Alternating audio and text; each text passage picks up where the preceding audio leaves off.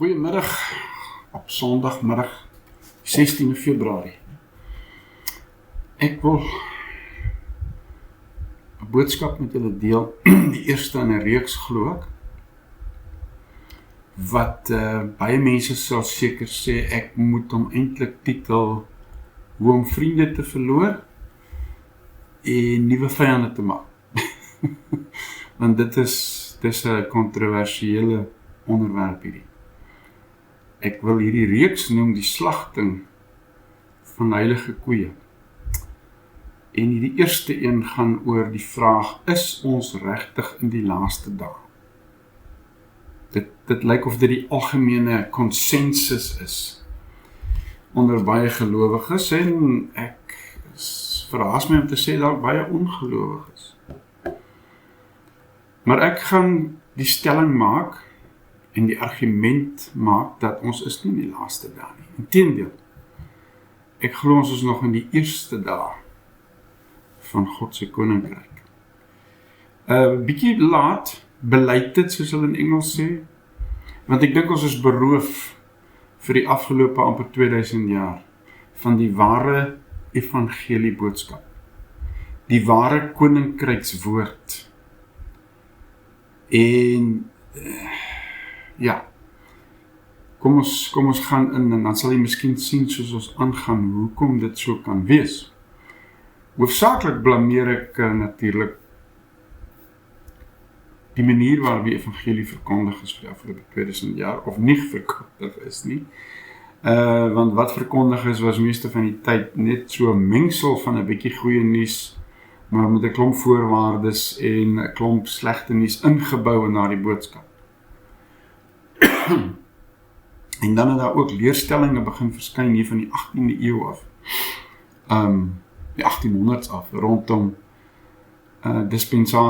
die dispensasieleer, 'n futuristiese uitkyk op die Bybel, en 'n totale beheptheid met die volk, die fisiese, vleeslike volk Israel, en die land Israel. En ek is geen antisemiet nie, ek was my lewe lank 'n groot sympatiseerder met die Jodendom, met die Jode as volk, met die bestaan van Israel. Maar ja, mens leer ook 'n klompie dinge so langs die pad. Jy hoor 'n paar goed en jy ondersoek dit, en dit maak jou ook vir baie valse klem wat ons plaas. Maar my concern, my belang lê by die kerk van Jesus Christus, by gelowiges, by die Christendom, by die evangelie. En ek wil hierdie argument maak dat ons is nie in die laaste dae nie. Die laaste dae het gekom en gegaan. En ek gaan dit doen aan die hand van 4 hoofpunte wat ek wil uitlig. Nommer 1 is so belangrik. Wanneer ons praat oor eskatologie, die leer van die eindtyd, wanneer ons praat oor die christologiese klem van die Bybel, of oor die evangelie, ons moet altyd vra, wie was die oorspronklike gehoor aan wie 'n sekere boodskap gerig is? Nou, dit beteken nie dat die Bybel en die Bybelboeke gerig was net op die mense van die eerste eeu na Christus nie, want ek glo dit was hoofsaaklik, en natuurlik is die Ou Testament gerig aan die Joodse en die volk van Israel, onder die Ou Verbond. Maar die Nuwe Testament is hier rondom die eerste eeu, is meeste van die boeke geskryf, en so, mens moet vra, wie was die gehoor? So, die eerste punt wat ek gaan benadruk is die gehoor, the audience. So, ons moet gehoor getrou wees, of verstaan dat, ja, alhoewel die Bybel 'n geestelike boek is, en daar beginsels is ingebou, omdat dit van God afkom, omdat God mense geïnspireer het, om 'n sekere situasie aan te spreek, te korrigeer, of dit Paulus was wat dinge in die kerk moes korrigeer. Daar was 'n spesifieke gehoor in gedagte. Net omdat ons kan extrapolate, wat is die Afrikaanse, omdat ons sekere afleidings kan maak uit dit wat daar gesê is. Natuurlik is daar beginsels wat vir ewig geld. Natuurlik is daar waarhede wat vir ewig geld. God is, Jesus is dieselfde gister, vandag tot in alle ewigheid. Maar dit beteken nie dat spesifieke instruksies vir alle tye is nie. Dit beteken nie dat spesifieke briewe in 'n spesifieke dringendheid wat deur sommige briewe kom, nou vir alle tye geld nie. Ek glo dit waar hy sê, die tyd is naby en die koms van die Here is voor die deur, dan bedoel hy dit so. Dan bedoel die Bybelskrywer dit so. Dis hoe die Heilige Gees hom gedring het. Beteken nie, ek sê so, maar is eintlik 2000 jaar later. En is eintlik vir die mense van 2025 of 2050. So die gehoor is baie belangrik. Ons gaan so ietsie daaroor sê. Dan tyduitsprake, en ek het nou net daarin geraak. Time statements, soos hulle in Engels sê. Ons moet kyk, wat is die tyduitsprake? Sê hy, dit lê in die verre toekoms. Soms sê die Bybel dit gesê, soms sê die profete dit gesê. En ek gaan daaroor ook praat. Dan die derde aspek wat ek wil uitlig is metafoor en simboliek. So dikwels maak ons alles letterlik. Ons wil alles letterlik opneem en veral die futuriste dispensasie mense is lief om seker goed baie letterlik te wil interpreteer. En dan wil ek uitlig die hele idee van hoofsaaklik 2 verbonde waaroor die Bybel gaan. Dis hoekom die Bybel ook opgedeel as Ou Testament, Nuwe Testament, en jy weet seker, die woord testament beteken eintlik verbond.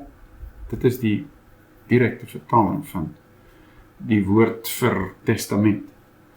En dan wil ek eindig met die betekenis van einde of end. Wat beteken as die Bybel byvoorbeeld sê Christus is die einde van die wet vir die wat glo.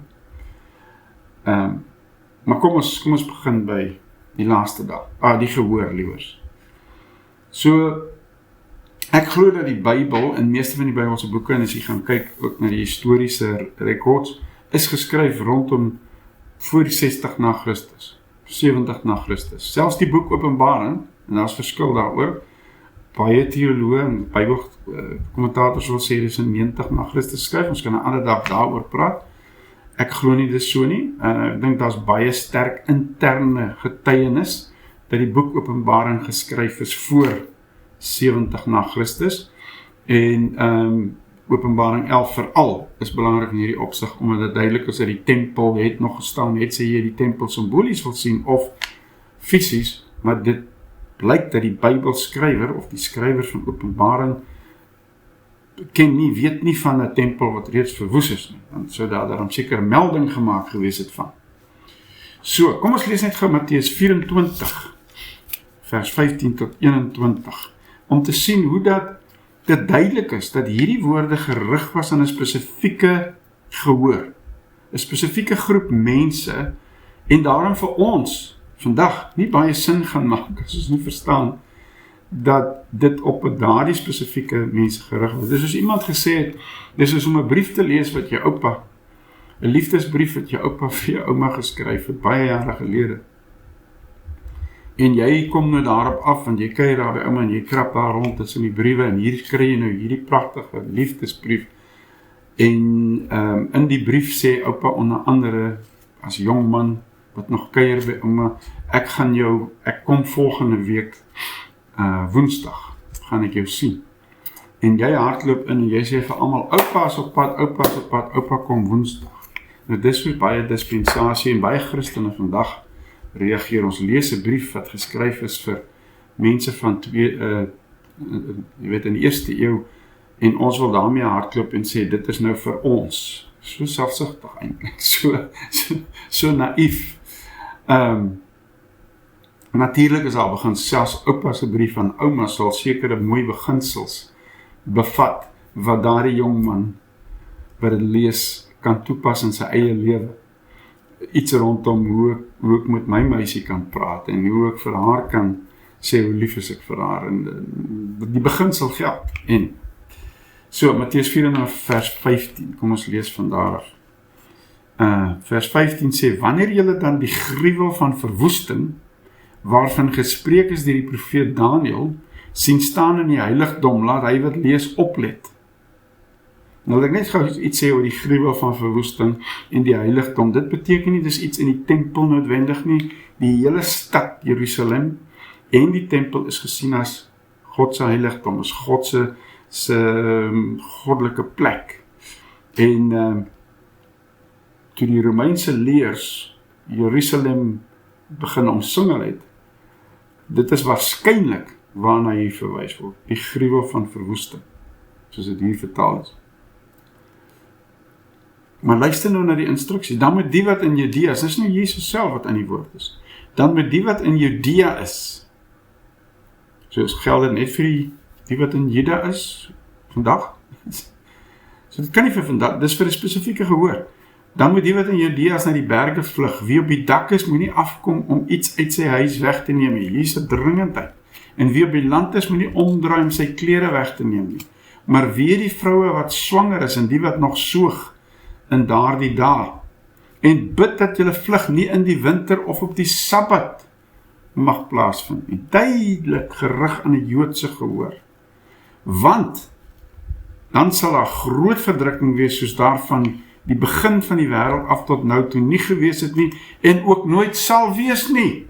My wêreld, ek dink die groot verdrukking kom nog. Maar het lyk vir my, daar was reeds 'n groot verdrukking, wat plaasgevind het, want daar was nog nooit voorheen so iets nie, en daar sal nie weer so iets wees nie. Nou as jy die geskiedenis van rondom 70 na Christus, en dit wat die arme Jode, die Israeliete moes deurmaak, die wat nie geluister het na Jesus se instruksies nie, die wat nie na die, en daar het baie weggevlug, want daar was op 'n stadium toe die Romeinse leers Jerusalem omsingel het hulle ewe skielik eendag teruggetrek, en van die heethoofde onder die Joodse volk wat gedink het, en soms voorgegee, hulle is die Messias, en hulle is die bevryders van Israel, en valse profete wat gesê het, o God gaan ons verlos, moenie bekommerd wees oor hierdie omsingeling van Jerusalem nie, God gaan vir ons uit 'n weg gee.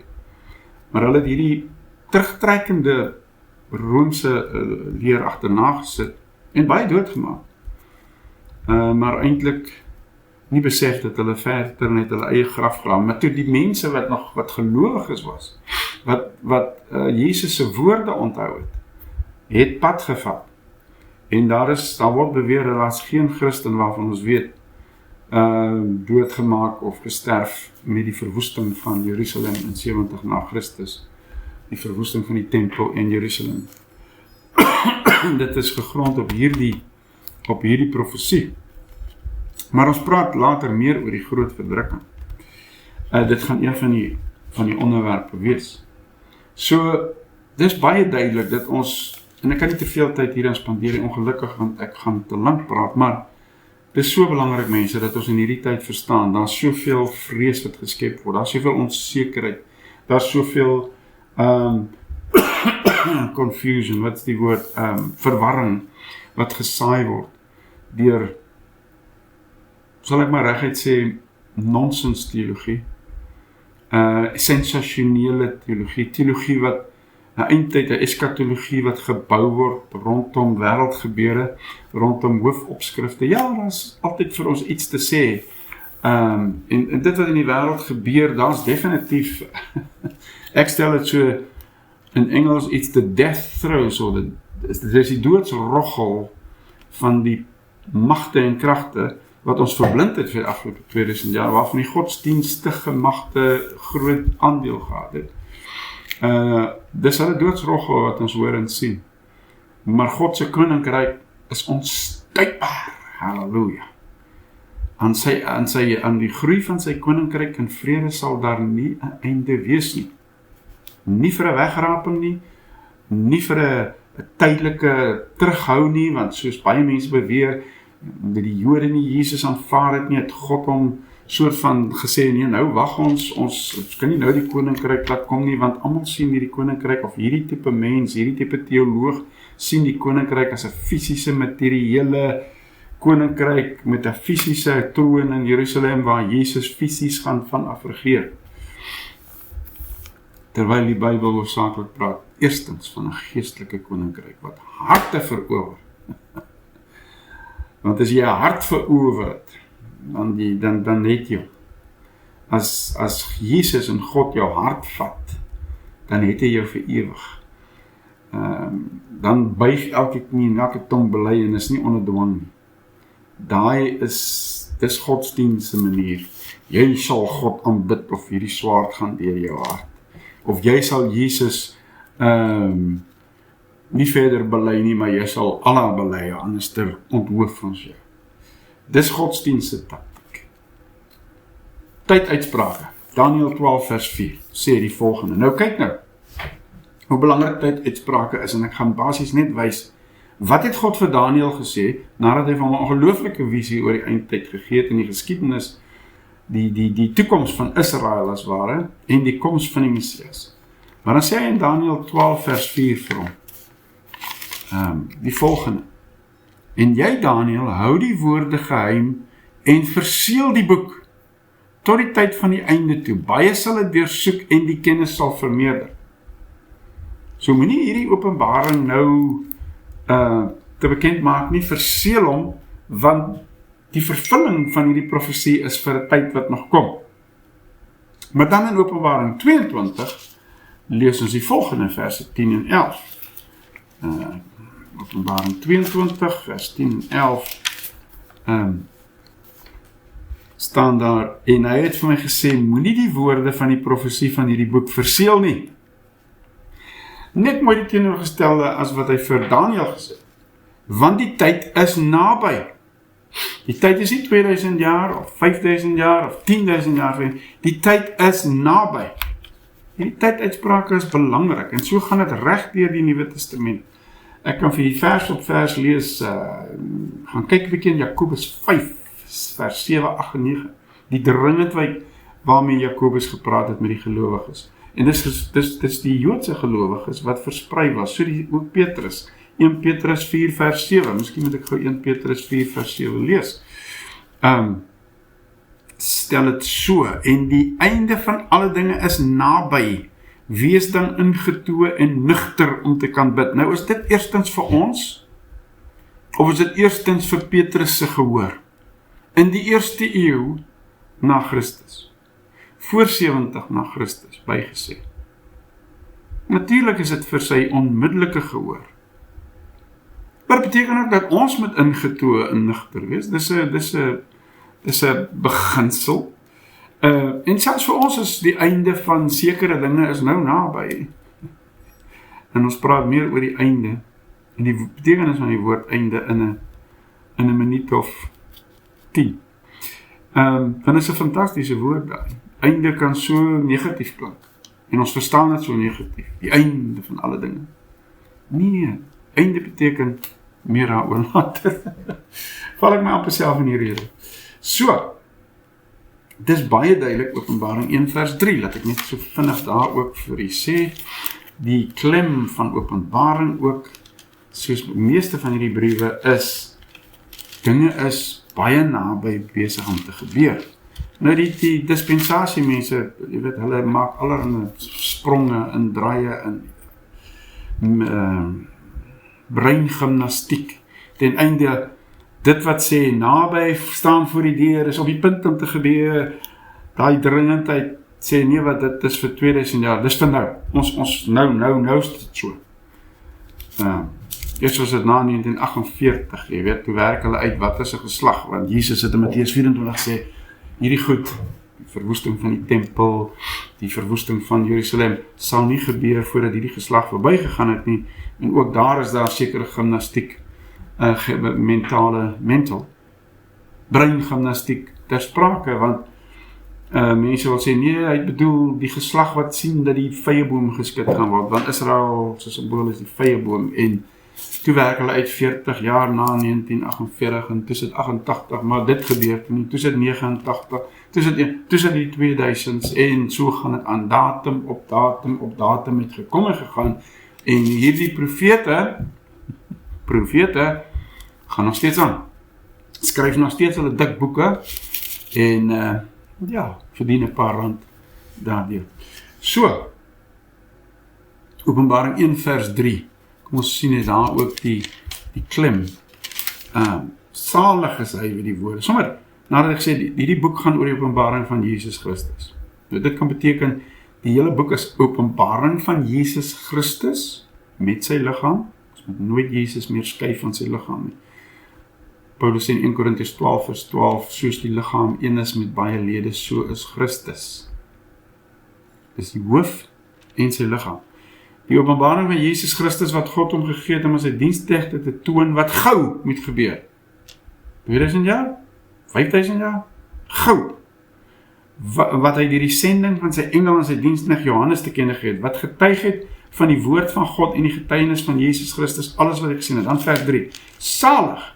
Hier is eintlik 'n seën vir die wat die woorde van die profesie lees en dit wat dit hoor en bewaar wat daar geskrywe is, want die tyd is naby.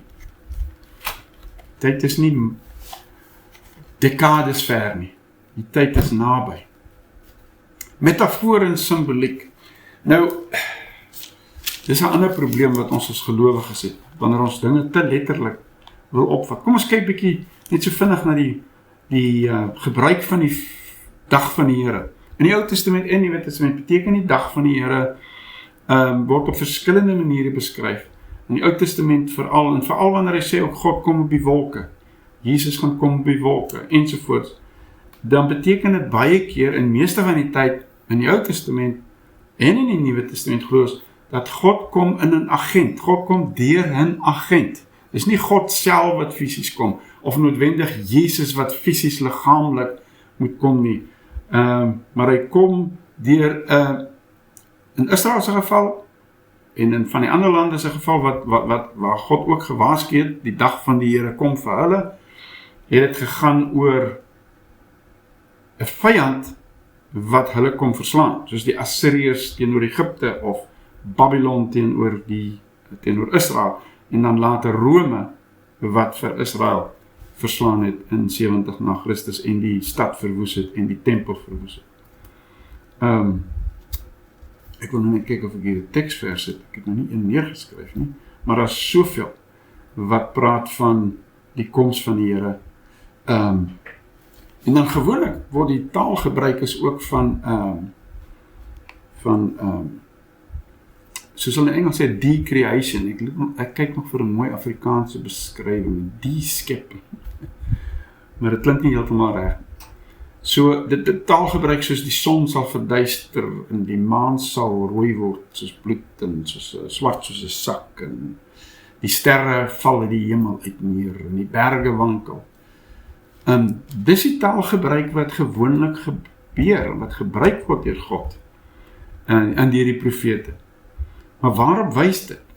Dit wys gewoonlik, en ek het nou net die skrifgie gehad hier iewers, maar ek probeer nou kyk, watter een is dit nou? Is dit Genesis 49 vers 1 tot 10? Nee. Ons kyk gou na 1 Korintiërs 10 vers 11. Net gou kyk of dit is waar gelees het. Ek het dit nou nie neergeskryf nie, stout vir my. Stoute ek. 1 Korintiërs 10 vers 11. En 1 Korintiërs is iewers in die Nuwe Testament, daar is 1 Korintiërs 10 vers 11. Ek dink nie dit is dit nie, want dit is 'n Nuwe Testament. Nee, dit moet 'n Ou Testamentiese skrifgie wees. Maar in elk geval, ek gaan dit nou maar net noem. U moet nou maar my woord vat hiervoor, ek sal later dalk 'n bietjie skrifgies gee, as ek by 'n volgende geleentheid praat. So, wat beteken hierdie son sal verduister word, die maan sal rooi word, of sal soos 'n saarige sak lyk, of as dit nou die son, en dan die sterre wat val, ensovoorts. Dit beteken die totale politieke en sosiale struktuur van daardie betrokke land, wat God dan nou oordeel.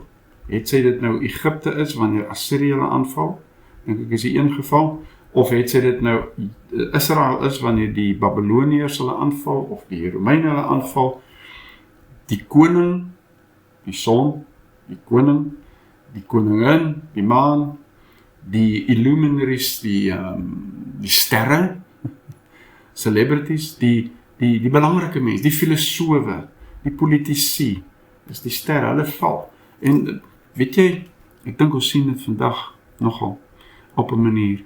Ek sien dit reg oor die wêreld, ek sien dit gebeur in Amerika veral.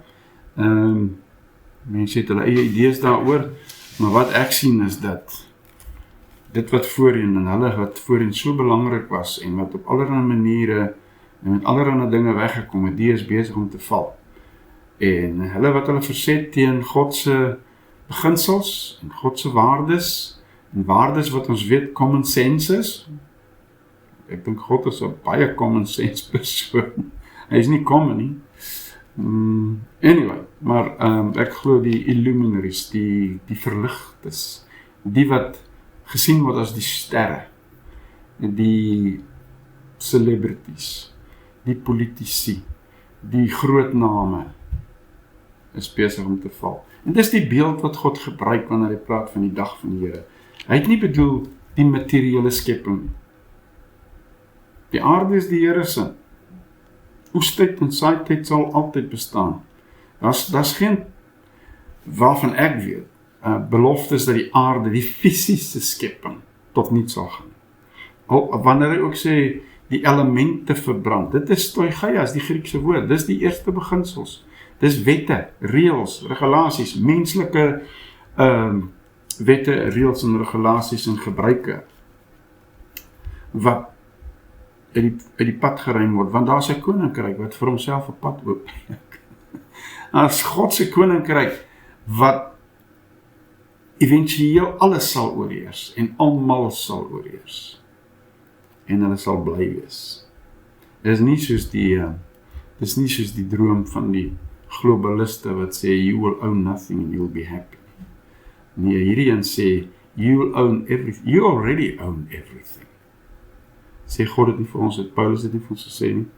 Die wêreld behoort aan julle, wat sukkel julle met, ek behoort aan Paulus en ek behoort aan Petrus, nee, ek hou meer van Jakobus en daai tele, nee, hy sê, julle het al reeds alles, julle is ryk en het verryk geword, die wêreld behoort aan julle. Trouwens, Paulus skryf in Romeine dat die wêreld, ons gelowiges is 'n erfenis, die ware Israel, want dan is net een Israel, wat vir God belangrik is. En dis nie Israel na die vlees nie. Hy is 'n Israeliet, wat in sy hart besny is, wat in geloof staan, wat die geloof van Jesus omarm, wat die volbragte werk van Jesus omarm. Dis die ware Jood, en die ware Israeliet. Trouwens, elke belofte is ja en amen in Jesus Christus, nie in die volk Israel nie. Nie in 'n fisiese staatjie in die Midde-Ooste met die naam van Israel nie. Want die laaste dae het gegaan oor die einde van 'n fisiese ou verbond Israel, van 'n vleeslike verbond Israel. 2 verbonde in die Bybel wat belangrik is. Ek sê altyd daar's meer as 2 verbonde, maar die ou verbond het 'n klomp ander verbonde ingesluit en die nuwe verbond het alle ander verbonde kom ophef. En alle verbonde het gekulmineer, het hulle ware betekenis gevind in die nuwe verbond, die bloedverbond van Jesus Christus. Kom ons spring vinnig na Galasiërs 4, dat ek net bietjie bevestig wat ek hier sê. Galasiërs hoofstuk 4 vers 21 tot 30. As ek na Galasiërs redelik vinnig kan vind. Galasiërs 4.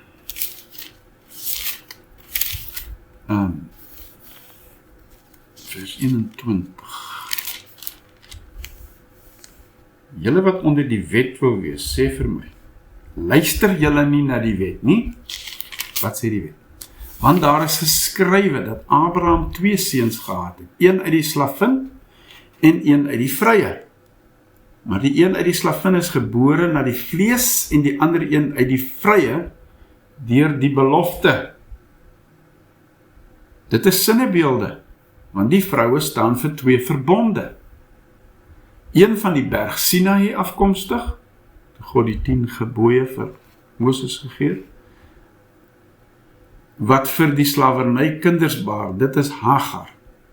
So die berg Sinaï, die ou verbond, verwys eintlik na Hagar, want Hagar staan vir die berg Sinaï in Arabië en kom ooreen met die teenswoordige Jerusalem. Ja, dis die een waar hulle die rooi kalles wil gaan offer. Dis die een waar hulle die 3de tempel wil gaan opsit. terwyl die Nuwe Testamentiese woord, die apostoliese woord, baie uitdruklik is dat daai aardse Jerusalem is verby. Dis kapot. It's finished en klaar. Kom ooreen met die teenswoordige Jerusalem en is met haar kinders saam in slawerny. Maar Jerusalem daarbo is vry en dit is die moeder van ons almal. Want daar is geskrywe, verbly jou onvrugbare wat nie baar nie, breek uit en roep, jy wat geen barensnood het, want die kinders van die eensame is meer as van haar wat 'n man het. Maar ons broeders is soos Isak, kinders van die belofte, maar soos destyds hy wat na die vlees gebore is, hom wat na die gees was vervolg het, so is dit nou ook. Maar wat sê die skrif? Hierdie liefdevolle Vader, hy sê, werp die slavin en haar seun uit, want nooit mag die seun van die slavin saam met die seun van die vrye erwe nie. Daarom broeders, ons is nie kinders van die slavin nie, maar van die vrye. Kan die Bybel duideliker wees? Kan broer Paulus duideliker gewees het? En daardie hemelse Jerusalem is nie meer daarbo nie. Sy oorsprong is daarbo, maar Openbaring sê ons uitdruklik vir ons die hemelse Jerusalem het neergedaal.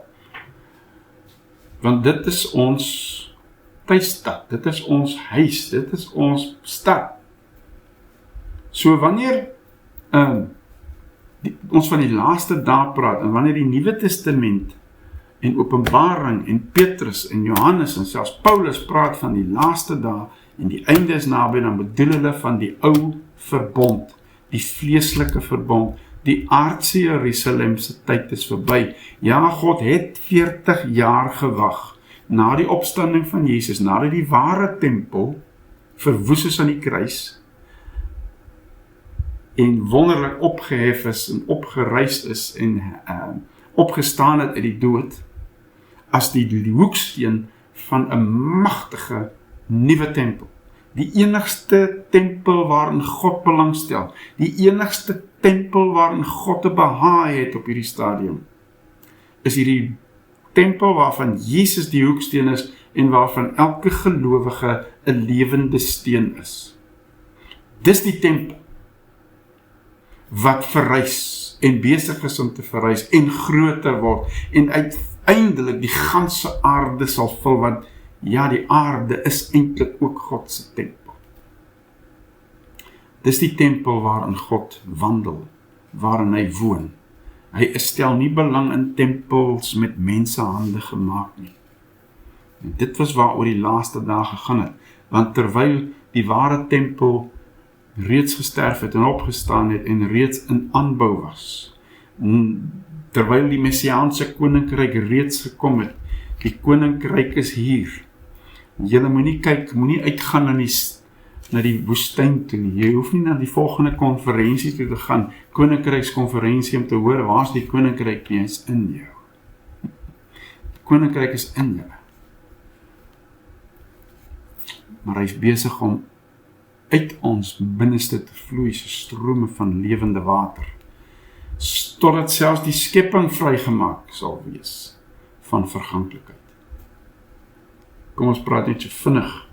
Ja, so dis twee verbonde, dis die ou verbond, die Bybel praat van hierdie eeu, hierdie wêreld is aan die verbygaan, hierdie eeu is aan die verbygaan, this age is passing, but the age to come is the eternal age. So daar was 'n oorvleeling van 2 eeue, van 2 tydperke, van 2 epochs, van 2 verbonde. Soos ek sê, God het vir 40 jaar in sy genade toegelaat dat die Jode nog daar in hulle tempels offer en hulle dinge doen en hulle bloedbesprenkeling ensovoorts, terwyl sy tyd reeds verby was. En vir 40 jaar het God gepleit by sy volk en gesê, keer terug na my. Keer terug na my. En daar was 'n oorblyfsel, the remnant. Daar's altyd 'n oorblyfsel. En dit was die stam van die ware Israel, waarby ons as gelowiges en as heidene gevoeg is. Maar dis die enigste tempel. Dis die enigste Israel waarin God belangstel. Hy het 'n nuwe nasie geskep. Hy het die middelmuur van skeiding afgebreek en 'n nuwe mensheid, 'n nuwe Israel tot stand gebring. Die geestelike Israel. Die Israel op wie al die beloftes ja en amen is, want dit is waar in Christus.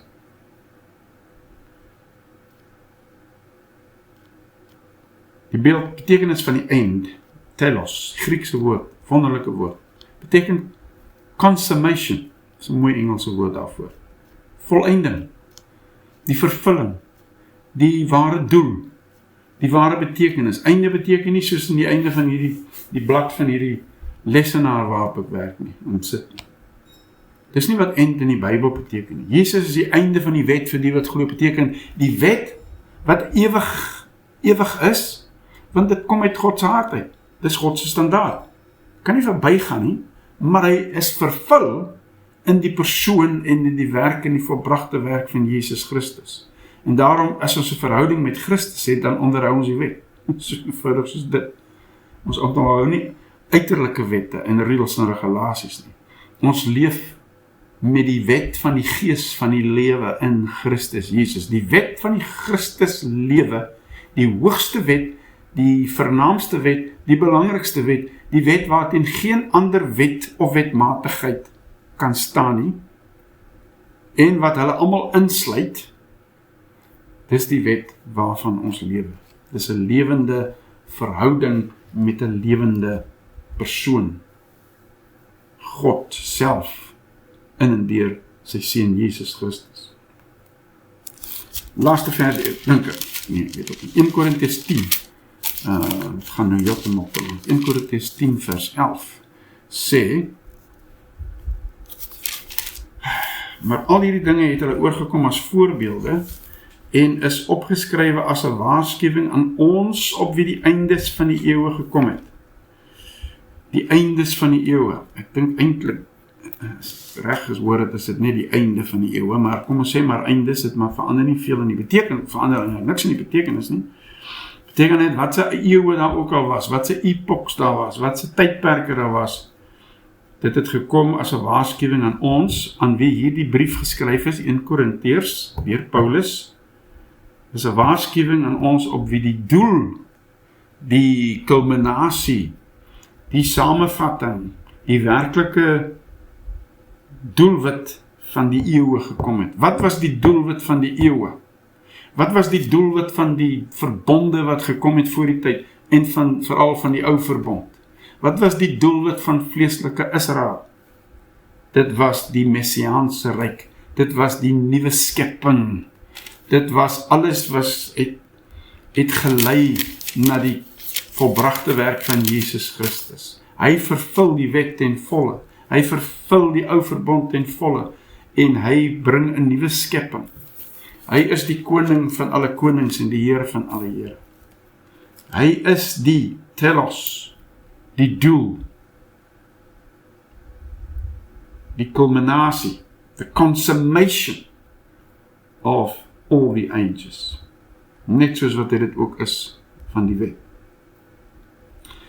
Ek wil so graag die Genesis 49 vers 1 tot 10 nog werk en vir u wys hoe dat as dit Abraham, Jakob al voorspel het dat die scepter sal in Israel bly tot Shiloh kom, Shiloh, Jesus, die Messias. En aan hom sal die volke dan kom en so daar's duidelik profetiese woord in Genesis 49 vers 1 tot 10 as jy dit wil lees. Kom ons gaan miskien na 1 Tessalonisense 2 vers 14 tot 16. 1 Tessalonisense 2 vers 14 tot 16. Net sien of hy vir ons 'n bietjie lig bring op hierdie aspek dat die laaste dae was definitief die laaste dae van die ou verbond. Dit was die laaste dae van Jerusalem. Dit was die laaste dae van offers en jy weet leë godsdienstige praktyke soos deur die Israeliete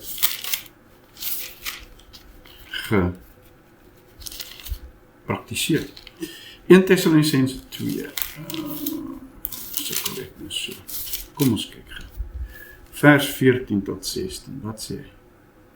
Want julle broeders het navolgers geword van die gemeentes van God wat in Christus Jesus is in Judea, omdat julle ook dieselfde dinge gelei het van julle eie stamgenote, net soos hulle van die Jode. Want ook die Here Jesus in hulle eie profete gedood en ons vervolg het en God nie behaag het nie en teen alle mense gekant is, deurdat hulle ons verhinder om tot die heidene te spreek dat hulle gered kan word, sodat hulle die maat van hulle sondes gedurig volmaak of kan maak. Maar die toorn het oor hulle gekom tot die einde toe. Die Jode, die vleeslike Jode, vleeslike Israel, die vleeslike ou verbond was onder oordeel.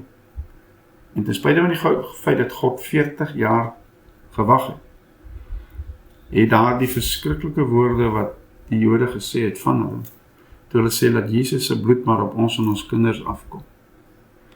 Wat halstarriglik hulle Messias verwerp het en sy koninkryk verwerp het, want hulle het 'n militaristiese aardse koninkryk gesoek, net soos wat baie dispensasie Christene en Jode nog vandag dit soek, en moslims.